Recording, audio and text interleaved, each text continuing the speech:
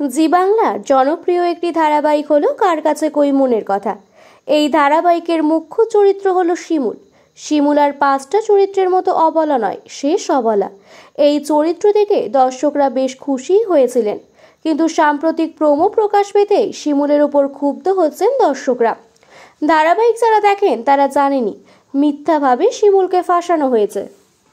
শিমুলকে যেতে হয়েছে জেলে, কিন্তু শিমুল যে নির্দোষ, আর তাকে নির্দোষ প্রমাণিত করতে তার শুভাকাঙ্ক্ষীরা শিমুলের জন্য উকিল ঠিক করে, আর পরাগও উকিল ঠিক করে। পরাগদের উকিল ভেবে নেয় শিমুলকে হারানো খুব সহজ, আর তাই মন প্রাণ দিয়ে পরাগের জন্য লড়ছে। কিন্তু সব শেষে সত্যেরই তো জয় হয়, একথা সকলেই জানে। আর তাই তো আদালতে শিমুলেরই জয় হয়।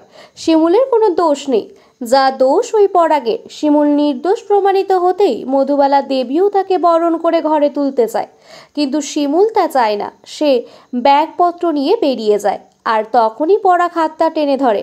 আর একটা কি সুযোগ দেওয়া যায় না? এরপর কি করবে শিমুল? পরাগের কাছে আবার ফিরে যাবে, নাকি নিজের সিদ্ধান্তে সে অচল থাকবে, তা এখনো জানা যায়নি। তবে এর মাঝে উঠে এলো দর্শকদের নানা রকম মন্তব্য। তারা বলছেন শিমুলকে শতদ্রুর কাছে যেতে হবে না, শিমুল পরাগের কাছে যাক। দর্শকদের কথায় দূর, পরাগের সাথে থাকার সিদ্ধান্ত নিলে এই সিরিয়াল আর দেখব না। বিপদের দিনে যে মানুষটা পরিবার, সমাজ, নিজের সুনাম, চাকরি সবকিছুর সাথে লড়ে গেল, নিজের সবকিছুকে বাজি রেখে শিমুলের জন্য আপ্রাণ লড়ে গেল, সেই শতদ্রুর কাছেই ওর যাওয়া উচিত।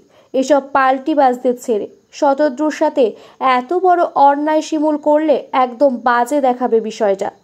আবার কেউ বলছেন শতদ্রু ভিলেন হয়ে যাবে, আবার একজন বলছেন নাটকের নাম হওয়া উচিত ছিল কার কাছে কই এমন ন্যাকামির কথা।